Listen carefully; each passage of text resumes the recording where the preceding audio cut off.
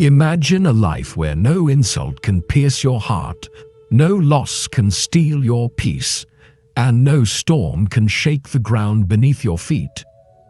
A life where you walk through the noise of the world with the quiet strength of a mountain, steady, unmovable, and free.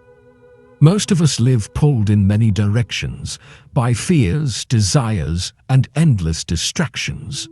We cling to what we love, resist what we dislike, and feel trapped in a cycle of highs and lows. But over 2,500 years ago, the Buddha shared timeless truths for breaking free from this cycle. Truths that can help us cultivate an unshakable mind and heart. These are not abstract ideas meant only for monks in distant monasteries. They are practical ways of living that anyone, anywhere can embrace. The Buddha once said, "Peace comes from within. Do not seek it without." In this video, we'll explore 6 timeless Buddhist lessons that will help you become unshakable. Not in the sense that bad things will stop happening, because they won't, but in the sense that you will meet them with an inner strength so steady they cannot break you. Let's begin the journey to becoming truly unshakable. 1. Anchor yourself in the present moment.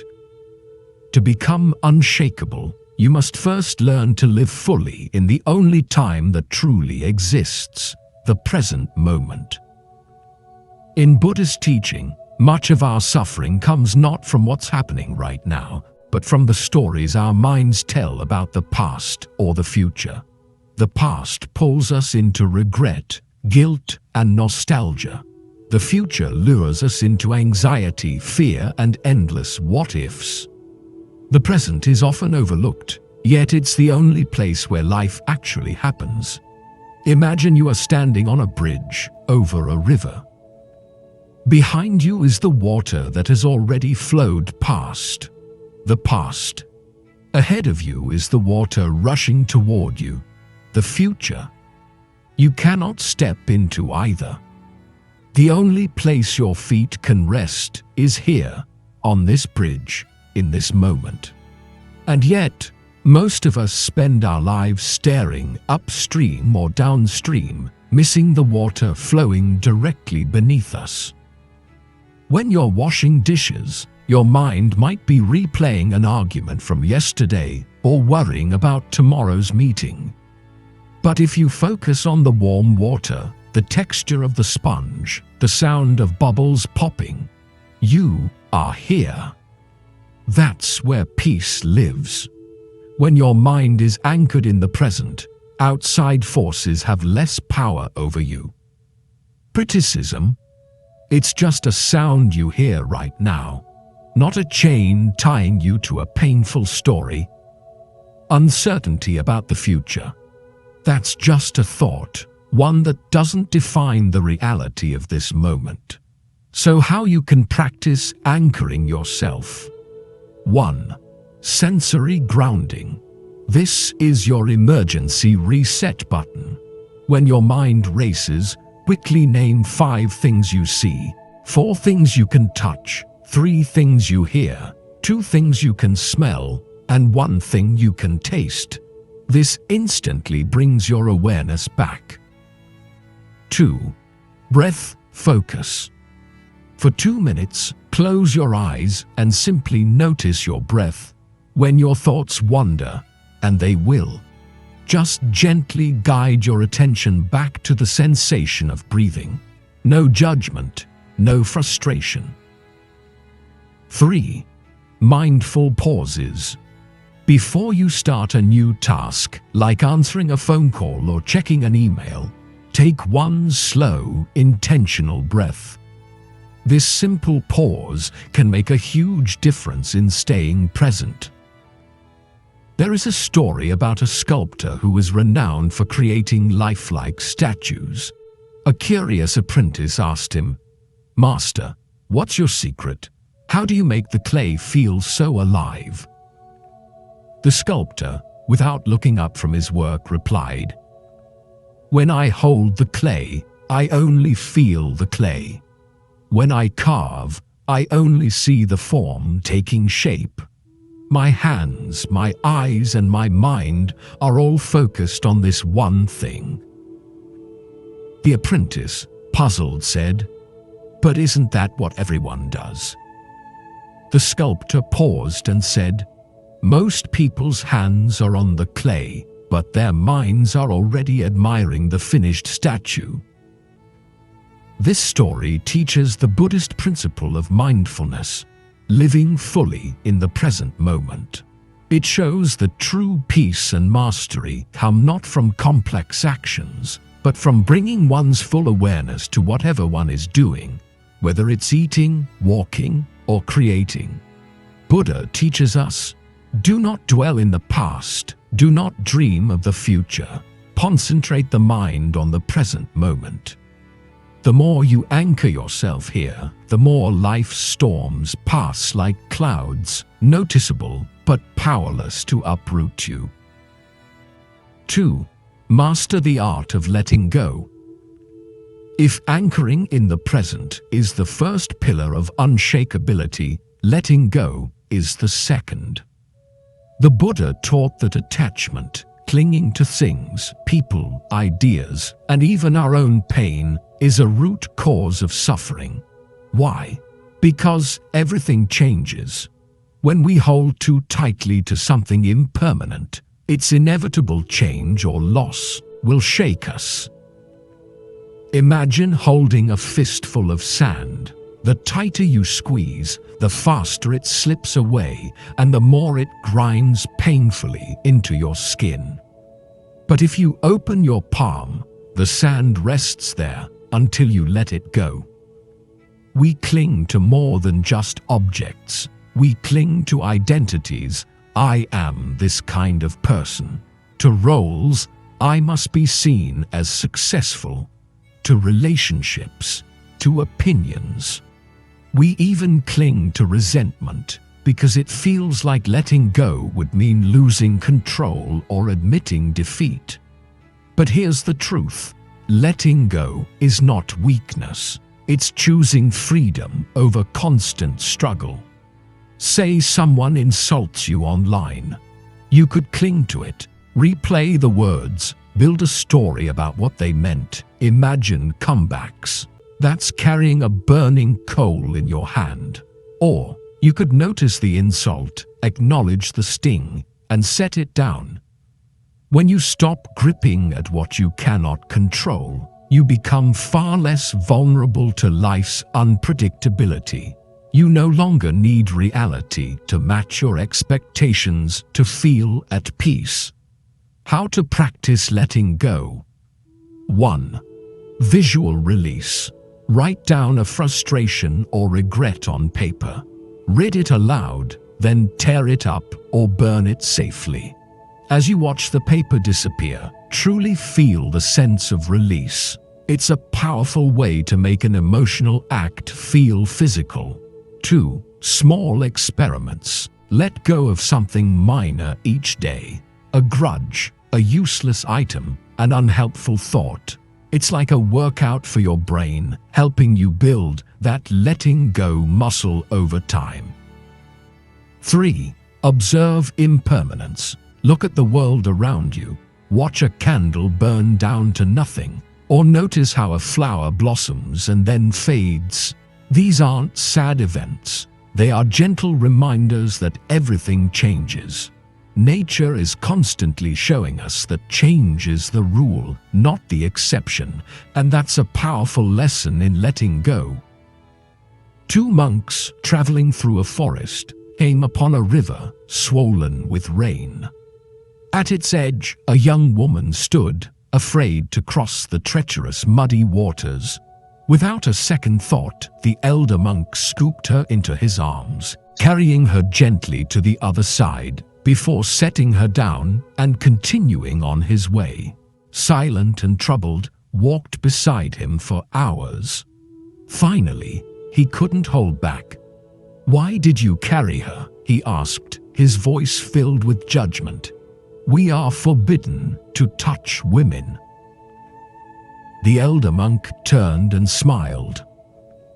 "I left her by the river hours ago," he replied softly. "Why are you still carrying her?" This powerful Buddhist story is a masterclass in letting go. It teaches us that clinging to past events, judgments, and frustrations, like the younger monk, creates unnecessary suffering. The wise monk, however, embodies true mindfulness and compassion. He acted with kindness in the moment, then released the event entirely.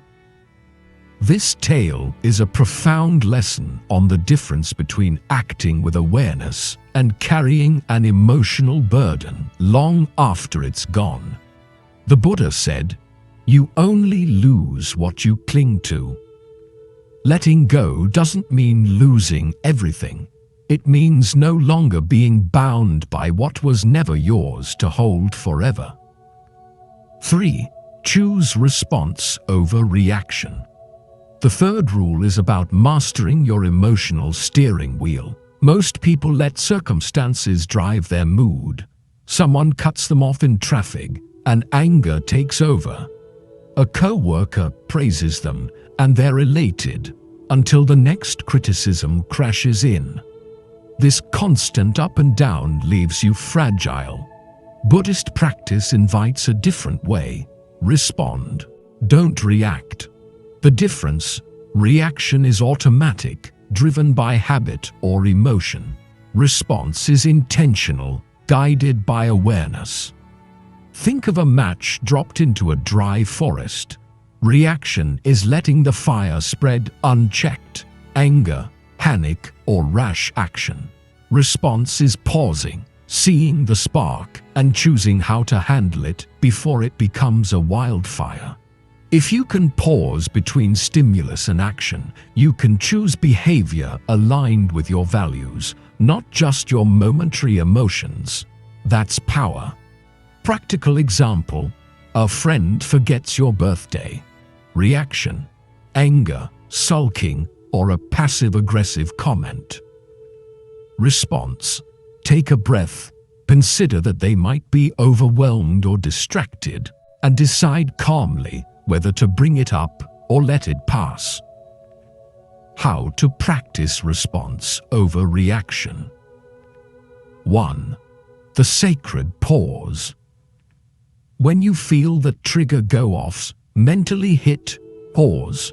Take 3 deep breaths. This simple act literally rewires your brain, giving you a chance to think instead of just reacting. 2. Name the emotion. Instead of getting lost in the feeling, just label it. Silently say, "This is anger," or "This is frustration." Naming it separates you from it and takes away its power. 3. Ask the one-year question. Before you respond, quickly ask yourself, will this truly matter in 1 year? If the answer is no, it probably doesn't deserve your energy now. Once, a man, his face contorted with anger from a recent conflict, came to the Buddha seeking advice. "Master," he began, "I have been terribly insulted. What should I do? How do I respond to such venom?" The Buddha listened calmly, then asked, "If someone offers you a gift and you choose not to accept it, to whom does that gift belong?" The man pondered this for a moment before replying, "It belongs to the one who offered it." The Buddha smiled gently. "Then understand this," he said, "anger, insults, and hatred are all just gifts. If you choose not to accept them, they will remain with the person who offered them." This Buddhist story offers a profound lesson on emotional mastery and the power of non-attachment. The Buddha teaches us that anger and insults are not forced upon us, but are like gifts that we have the power to either accept or refuse. By choosing not to accept the negative energy, we prevent it from disturbing our inner peace. This practice of mindfulness and self-control frees us from the cycle of reactivity, allowing us to remain calm and centered. It's a reminder that our happiness is in our own hands, not in the words of others. The wise Buddha once said, "A mind unruffled by the vagaries of fortune, from sorrow freed, from defilements cleansed, from fear liberated. This is the greatest blessing." When you choose response over reaction, you are no longer a puppet pulled by every tug of emotion. You hold your own strings. 4. Cultivate inner strength through mindful discipline. Becoming unshakable requires more than calm observation. It requires strength, not the physical kind, but a strength of mind that allows you to remain steady in the face of life's challenges. Buddhism calls this sila, ethical conduct combined with self-discipline. It's the consistent practice of choosing actions that support peace, clarity, and wisdom. Every small act of self-control builds resilience. Think of your mind as a tree. If you never tend it, it grows wild, brittle branches breaking easily in the wind. Discipline is like pruning, watering, and strengthening the roots. Over time, the tree withstands storms that would have felled it in its youth. Practical example: waking up early and meditating even when tired strengthens mental resilience. Choosing patience over irritation in small daily interactions builds a habit of equanimity. Avoiding gossip or negative self-talk reduces unnecessary emotional turbulence. Life will inevitably challenge you. Without internal strength, even minor setbacks can feel overwhelming. But if you cultivate inner discipline, each challenge becomes manageable. You stop being tossed around by the whims of fortune. How to practice? 1. Daily micro-practices. Start with one small commitment, like 5 minutes of morning meditation, a mindful walk, or journaling. Build consistency, not intensity. 2. Emotional check-ins. Pause multiple times a day to ask, am I reacting out of habit or acting with awareness? 3. Ethical alignment. Notice where your actions may harm or disturb you or others and choose differently. Even small corrections reinforce your foundation. A student asked a Zen master, "How do I face my fears?" The master said nothing. He simply handed the student a cup filled to the brim with water and told him, "Carry this and do not spill a single drop." Hours passed and the student walked with the cup, his focus absolute. At first, his hands trembled, but with practice they became steady, the water calm and still. Finally, the master spoke. "Your mind is like this cup. When it is full and balanced, there is no room for fear to enter. True strength isn't about fighting the fear. It's about mastering the vessel." The Buddha said, "One is not called noble who harms living beings. One is called noble who does no harm." Inner strength is the silent power that makes you unshakable. It's built quietly, patiently, day by day, until nothing outside can topple your calm. 5. Practice compassion without attachment. The fifth rule may surprise some. To be unshakable, you must care deeply, but not cling. Buddhism teaches karuna, or compassionate action. True compassion flows naturally when your heart is steady, but it loses power when tangled with attachment or expectation. Unshakable people give love and kindness without needing recognition or control. Imagine a lamp in a dark room. Its light benefits all nearby objects, but the lamp does not demand gratitude. It shines because it is its nature to shine, not because it wants approval. That's compassion without attachment. Practical examples: helping a colleague without expecting a return favor, listening to a friend in pain without trying to fix them, offering patience and understanding to someone who irritates you without needing them to change. Attachment breeds disappointment. When we cling to outcomes or people, our happiness becomes dependent on things outside our control. But compassion without attachment makes us resilient. It allows us to care fully while remaining centered. How to practice? 1. Set intention. Before you talk to anyone, quietly say to yourself, "May I bring ease and understanding." This small thought changes your entire mindset. 2. Detach from results. Notice when you're hoping for a thank you or a specific outcome. The moment you release that need, your actions become truly genuine. 3. Expand awareness. Practice sending goodwill, not just to friends, but to strangers, difficult people, and most importantly, to yourself. This isn't about being perfect. It's about building your compassion muscle. A monk once saved a drowning bird and released it. A disciple asked, "Did you hope it would return?" The monk smiled. "I only hope it flies safely. My happiness is not tied to its path." There is a famous quote from the Buddha: "Radiate boundless love towards the entire world." When compassion flows freely and without strings, you touch lives without giving away your stability. Your heart remains strong, your spirit unshakable. 6. See reality clearly. The final rule is about perception.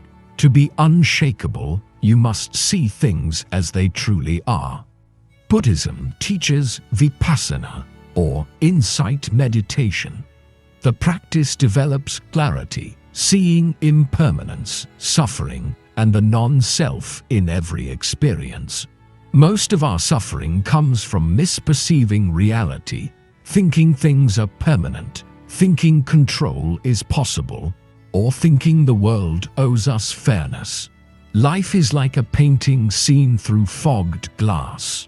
You may think the shapes are harsh and threatening, when in reality, clarity reveals beauty, balance, and transient forms.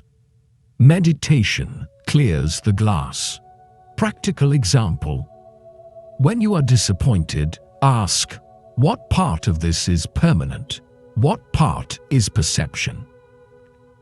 Instead of saying, "I am angry" or "I am sad," try saying, "I notice anger arising," or "I am feeling sadness." This simple shift in language creates a crucial gap between you and the emotion.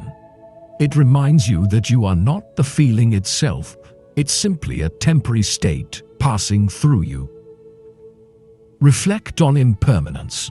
Flowers bloom and wither, seasons change, people leave, situations evolve. This isn't a somber thought, it's a liberating one. It reminds you that the current moment of discomfort, like everything else, will also pass. When you understand the nature of change, you stop clinging to what is fleeting. Life's highs and lows no longer dominate you. You act with wisdom instead of fear, panic, or craving. How to practice? 1. Daily reflection. Take 5 minutes each evening to observe events objectively. What went well? What caused suffering? Where did perception mislead you? 2. Meditative observation. Sit quietly and watch thoughts arise and fade. Notice their impermanence. 3. Contemplate impermanence. Remind yourself that every joy and every challenge is temporary. This is not pessimism, it's empowerment. Once a young disciple came to his master, his mind cluttered with a constant stream of doubts and fears. "Master," he confessed, "my thoughts are like a storm. How do I stop them?" The master took a small stone and dropped it into a still pond. "Do you see the ripples?" he asked. "That is a thought, a worry, a fear. Do you see how it fades?" "Yes," the disciple replied, "but another will follow." The master smiled gently. "Yes, they will.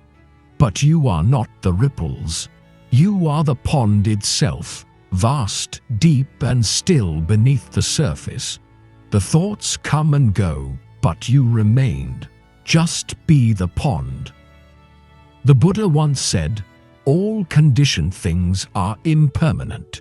When one sees this with wisdom, one turns away from suffering. Seeing reality clearly is the foundation of unshakable calm. It allows you to act wisely, love freely, and stand steady no matter the circumstances. Let's step back and see the full picture. Becoming unshakable is not about avoiding life's storms. It's about training your mind to meet them with awareness, wisdom, and calm strength. We've explored 6 rules, and each rule is a stepping stone. Together, they form a path to inner stability that cannot be shaken by praise or criticism, gain or loss, joy or pain. Your mind is your anchor. Your awareness is your fortress. When cultivated carefully, with patience and practice, your inner peace becomes unbreakable. Start small. Start now. Pick one rule today. Maybe anchor yourself in the present for 5 minutes and build from there. Each practice compounds, like planting seeds in fertile soil. Over time, storms may rage, but your inner garden grows strong, lush, and unshakable. Peace comes from within. Do not seek it without. Buddha. If these lessons resonate, join our growing community. Like this video, subscribe for more wisdom, and share these teachings with someone who could use a steadying hand. Together, we can navigate life with calm, strength, and clarity.